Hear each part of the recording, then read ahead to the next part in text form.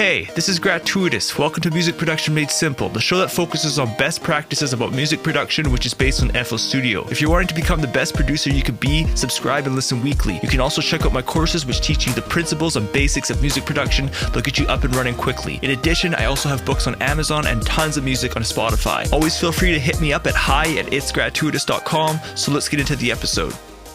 All right, hey, what's up, everybody? Welcome to episode number 7. In this episode, we're going to be covering safe spots. Now, that might be a little bit of a surprise to you guys because in the last episode, I said that I wanted to create this course by the end of July 2019. So here's what happened, okay? So I was actually wanting to release a book. So I've been writing a book on FL Studio best practices, and I wanted to release it before the end of June 2019. And the reason for that is because I'm going to a wedding here at the end of June, and I thought I was done. I was starting to read like the rough copy back. And as I was reading it back, I just thought to myself, I was like, I cannot release this publicly yet. I just found it was too choppy and my ideas were all over the place. So I thought to myself, I was like, okay, well, do you know what? Maybe I'll be able to put together the Safe Spots course and be able to release that before I go to the wedding here. So this episode is going to be all about safe spots. You guys are going to learn how to program awesome drum loops, okay? So I just want to let you guys know that on the website, I also allowed you now, if you want to purchase the course individually, or you can purchase, the membership where you can access all the courses, okay? So now you have both options. And in addition, don't forget, you guys can also support this podcast for $5 a month. Just come to itsgratuitous.com/podcast. You guys will see a support button there, a subscribe button. And always feel free to ask me questions on the episode page. You guys can come here and just reach out, ask a question, and I can always answer it within these podcast episodes, okay? So before we get into this episode on safe spots, I also want to just remind you that I have also written a book on safe spots, okay? It's on Amazon. And again, all the links will be in the resources section. So the link to this actual safe spots course, as well as the safe spots book, okay? So let's get into the episode. So what are safe spots? Now, over the years, I've coined a term and it's called safe spots. And I use it to describe certain areas within our drum loop for our sounds to sound good no matter what, as well as be in time, be in rhythm and stuff like that, okay? So in addition, there's also another part of the safe spots theory, and that's to do with the organic tools we have available, which further enhance our loops, okay? And I call these tools organic because these tools, they're free inside of any music program, okay, in any DAW. And when making beats, it's really easy, to get caught up in expensive plugins or thinking we need certain plugins to make our beats. But these organic tools are the fundamentals of music production. And, they're absolutely the difference between amateur to professional producer, okay? So I just want to repeat that again, okay? So when we're making our beats, many times people think that they need all these expensive plugins and stuff like that. But really, these organic tools, which I'm going to be talking to you in a second, these are the key differences which will help you build awesome drum loops, okay? Plugins many times help, but a lot of times people, they want to jump to these expensive plugins rather than just using the basic tools that they have. And many times they overlook them. So what are these organic tools, you ask? Well, here's the cliffhanger moment. You're going to have to buy my course to find out. Just kidding. So obviously through this podcast, I am trying to promote my courses and the membership and, hopefully building your trust to eventually, want to, sign up and take my courses. But I don't want to be that type of person to, kind of clickbait you. I am going to provide you with the value in these podcasts, okay? So I'm going to be talking about these organic tools in a second. I first want to talk to you about safe spots, and then it transitions into these organic tools, okay? And again, I break all this stuff down for you in the course. So first, what are safe spots? So if you look at FL Studio Step Sequencer, where you actually program your drum loops, you'll notice that there's 4 steps, okay? And so the first 4 are gray. And then you have 4 more steps and they're red, and it just repeats, okay? So it goes like gray, red, gray, red. And, this might be a little bit hard to understand because you're just listening. If you're actually watching it, it's going to be easier for you to understand. But so far, we have our step sequencer and we have 4 steps, okay? So each of these steps is actually a 16th note, and you need 4 of these to make one beat in 4/4 time, okay? So 4 steps equals a quarter note, and we need 4 quarter notes to create one bar. So if we're looking at the first 4 steps, so the first step is your on beat, and it will always be in rhythm with your music, okay? Now, the third step is like the offbeat. It's like halfway in between. And typically this is like the offbeat.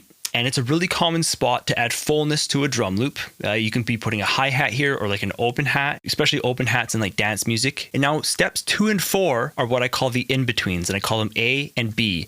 And they're a little bit trickier to work with than the first step and the third step, okay? So now we're dealing with steps 2 and 4, and I call those the in-betweens. Now step 2 is A, and then step 4 is B. Okay, so A is a little bit trickier to work with than B, to make the sound work. But there's one key factor here that you have to always keep in the back of your mind when you're programming your drum loops, thinking about these safe spots, is that tempo is a huge factor of making a sound fit in these in-betweens, okay?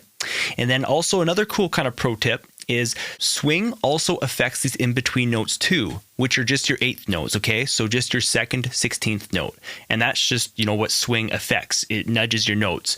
I'm going to explain what swing is here when we get into these organic tools, which is our next section, okay? So that's just a little quick overview of safe spots, where you can place your sounds. Now we're going to cover these organic tools where we can further enhance our drum loop, okay? We kind of can help force that drum loop to work within our track, help mold it. So I'm going to list out these organic tools, and then we're going to cover them briefly one by one, okay? So again, the video course called Safe Spots, Create Amazing Drum Loops goes more in depth, revealing how to actually put these tools into practice within FL Studio, okay?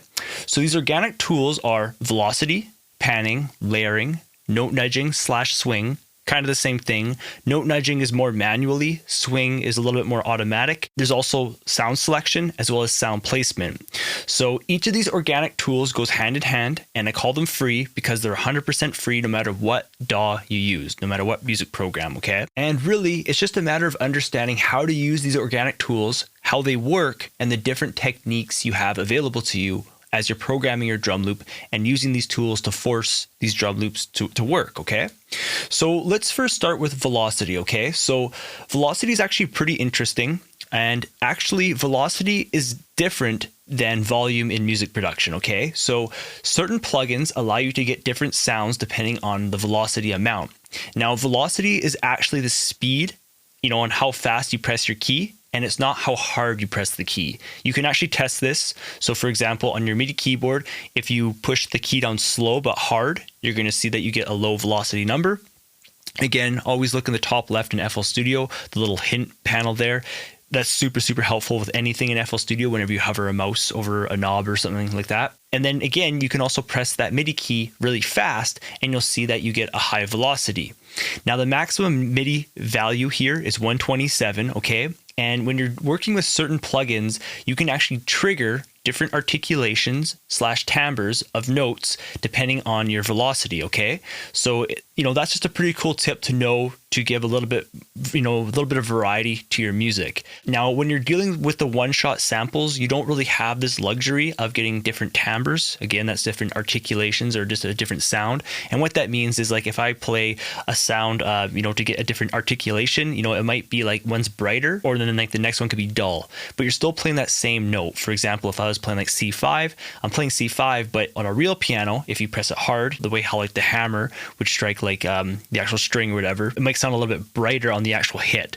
And that's just what you can be doing with velocity with certain plugins. Okay, so for example, imagine we were building our drum loop, okay? And we're going to keep it simple. Let's say we had a kick, a clap, and a hi-hat. Now, if your hi-hat, if the volume of each individual hit is, constant, they're all the same volume, it can make your music sound really rigid and really kind of boring, okay? But if you open up the piano roll in FL Studio and you start, just adjusting the velocities of each individual hit, and, I'm not talking to make it, dramatic, but it's just a matter of, just click just a little bit, one's a little louder, one's a little bit quieter. And you'll hear when you play back that drum loop, now you kind of get a little bit more, it sounds a little bit more musical, a little bit more groove to it, okay? And again, that's just one of these organic tools to help kind of mold that drum loop to get it to kind of flow. The next organic tool you have available to you is panning. And just to get everyone up to speed here, so panning is the ability to allow a sound to play more out of like the left or right speaker, okay? Like the left or right channel. And it's just a matter of like, usually there's like a knob and you can just dial in, the amount that you want. So panning can add freshness to your drum loop. So for example, if someone's listening to your drum loop and you might just pan like one percussion sound to the right and then a different percussion sound to like the left. And whenever that loop plays, especially when they're on headphones, it can just kind of add just a little bit of freshness to their ears as they're listening to your loop, okay? Panning can also add space for other instruments when you're dealing with like actual mixing. If you had like a piano, a guitar, and a pad or something like that, you can kind of pan one to the left, one to the right. And, I'm not saying to go 100% to the left and 100% to the right. You can always blend kind of in between or whatever. It's useful for creating space in your mix, okay? In addition, panning can also be used to create wideness, okay? Because if we talk about stereo for a second, so stereo is the difference between your left and right channel. So for example, if we had two claps playing and we panned one to the far left and we panned the other one to the far right, and those two claps were like two totally different recordings, two totally different sounds, you're going to get a really, really wide sound because the left is totally different from the right. And that's all that stereo is, okay? And since we're on the topic of wideness, I just want to let you be aware, you have to be careful with wideness plugins because you can get phase cancellation. That's why you always want to test your mix in mono, especially when you're working with these wideness plugins. But I show you in the course how to get a safe wideness through panning, okay? So the next organic tool is layering. So many producers don't take advantage of layering. And it's not just for drum loops. You can use it for any sound or instrument. And what layering does is it just adds major fullness. And you can also use layering really creatively in your arrangements. So for example, let's say we had like a piano progression, okay? So you can have the same progression, but then play like different instruments at different times of the song using that same progression. That's a cool way for, to kind of create different arrangements and make your music sound a little bit different, even though it's playing that same progression. So here's an example that you can try. So try creating a chord progression with some piano and then copy those MIDI notes into another instrument. Now play them both at the same time and hear the fullness. And then, if you have like a drum loop, try breaking apart the pattern so that you still have the two instruments. They're still playing the same MIDI notes, but now you have them in two different patterns. And, maybe just play the drum loop with like the piano and then try playing the drum loop just with like your layer. And you're going to hear how, from an arrangement standpoint, kind of sounds cool, as well as from a fullness standpoint, it sounds really powerful when you play them together. Now, one thing you want to be careful of is phase cancellation when you're dealing with drums, okay?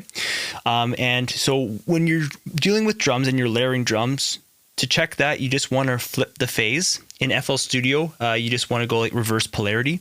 Now, if dealing with drums, layering your drum hits can also help with like crunch, depending on like the layer that you're using, whether it be like, let's say like a snare hit or some other kind of percussion element. You guys can also be EQing this layer too to really fine tune it with that drum hit. And sometimes it can even add clarity. For example, many times with your drum, it's not like the low end that isn't standing out, because a lot of times the low end is there in your drum. Sometimes you're like, oh, well, I need to turn up the bass or I need to turn up the volume of my kick drum. But many times it's like you don't have the beater sound, okay? You don't have like the click. And to help you out there, what you can be doing is like a common technique is to use like a hi-hat or some type of high frequency sound that whenever the kick drum's playing, it really helps that kick drum to cut through the mix, okay? Because it has that beater, that kind of click kind of sound, okay? And that's where your drum can help with clarity. Another little pro tip there is sometimes you can also route your kick drum to some parallel distortion, and that's usually an awesome way to add more hit to your drum as well as some clarity too. That's kind of off topic, but a cool trick. Okay, so our next organic tool is note nudging / swing. Now again, note nudging is more like the manual approach. Swing is kind of like, more the automatic approach. Swing adjusts your eighth notes, okay? So digital music can sound really rigid, and this is where, computer music kind of gets its bad name from, because when we program our MIDI notes and if we quantize, it's like everything is snapped to grid and it just sounds like so robotic, right? There's no musical feel to it. Now, note nudging can create a loose and organic feeling to your music. And many times it's just subtle moves. Like, don't think you have to nudge crazy. Maybe just the odd note here or there. You can either put it early or late. Now, inside of FL Studio, the shortcut to note nudge is holding down Shift and the scroll wheel. So if you open up the piano roll and you have your MIDI notes, just hover your mouse over a MIDI note, hold down Shift, the scroll wheel, either up or down, and that will allow you to go early or late on that sound. And again, maybe just one notch, maybe two notches. And if you go more than that, feel free to, but many times your music can start sounding out of sync. So sometimes you can only push this note nudging so far, okay? Now, for myself, I typically find that my tracks always benefit from a little bit of swing. You have to be careful on how much you dial in because it can kind of make your music sound like out of sync, okay? But in my beginnings, I actually found that I had to train my ear to hear like the effects of swing and like note nudging. Maybe not so much note nudging because like you actually know like the note that you are pushing off beat. But when it came to swing for myself, it was kind of similar to like learning compression and learning how compression sounds. So obviously when you're trying to figure out what swing's doing, just dial it in to emphasize the effect. But at the end of the day, it's affecting the in-betweens, your eighth notes, okay? So again, we have the on beat, the off beat. So the on beat's the 1, the off beat would be the 3, and then you have the 2 and the 4. And I call the 2 A, which is trickier than the 4, which is B. But again, swing affects the 2 and the 4. Okay, so again, just reference back to the step sequencer there. So you can use note nudging on like drum hits, piano chords, or even again, claps to kind of get like that loose feeling in conjunction with layering, okay? And again, you can note nudge early or late, okay? Now, I want to talk about another organic tool, and that is your sound selection. Now, it's incredibly important to select sounds which actually suit your song, okay? So inside of the course, we create a beat as our videos kind of progress, okay? You know, so in the beginning, we introduce like, you know, the drum loop, you know, the certain organic tools like velocity and stuff. Then I start adding some chords in. And then later on, what I do is I actually start switching out some of the sounds inside of the drum loop, and we both hear. It's like, it's crazy how switching out the sounds, the effect it has on the song. So, you know, sound selection can make a song, you know, sound bad, but it can also just give the song a totally different emotion, like a different vibe. And to take it a step further, so sound selection can also enhance a song's vibe like even further. So for example, if you think about like an 80s track and like those 80s kind of sounds, for example, like a Roland TR-808, you know, that classic 808 sound. So the biggest thing I want you to take away from this section, this sound selection section, is do your sounds suit your song? When you hit play, when you listen to like your drum loop, when you listen even to like your instruments, does it blend? Okay, and on to our last organic tool, which is sound placement. And this is what safe spots is, okay? So it's just understanding where to place your sounds within your drum loop. It's also understanding the emotion each 16th note has towards your overall song, okay? Now, here's something I want to get across to you, okay? So I personally feel that wise sound placement is what separates an amateur producer from a professional producer, okay? So something I share with you inside of the course is, in my beginnings, you know, how I would approach learning how to program drum loops and understand, you know, pretty much how I came up with this concept of safe spots over the years, is I'd actually build drum loop after drum loop to learn where I could place my sounds, okay? Only to delete that drum loop, delete the sounds, and then start over with a fresh try, okay? And I would just do this over and over and over, again, just to learn where I could place my sounds for them to sound good and the effect that each, you know, step, each 16th note has within my drum loop, okay? So I hope you enjoyed this episode on Safe Spots. The course is now officially released. It's called Safe Spots, Create Amazing Drum Loops. Again, you guys can come to the episode page in the resource links, and you guys can check out the course there. You guys can purchase the course individually or within the membership, okay? So obviously the membership is obviously going to be a better deal. I also have the book, Safe Spots. Again, just search my author name, Riley Weller. So Safe Spots, Riley Weller, and it'll come up in Amazon. Again, all the links will be in like the show notes, okay? So don't forget, you guys can support this podcast for $5 a month. Come and ask me a question on the episode page. Thanks for listening, and I'll talk to you guys in the next one. Thanks for checking out the episode. If you had any questions, visit itsgratuitous.com/podcast, select an episode, and submit your question at the bottom of the page to the contact form. If you'd like to take my FL Studio courses, see my current studio and podcasting gear, read my books, or are interested in lessons, visit the link itsgratuitous.com/learning. That page will redirect you to more info and resources. I hope the best with your productions. I'm Gratuitous, and I'll see you in the next episode.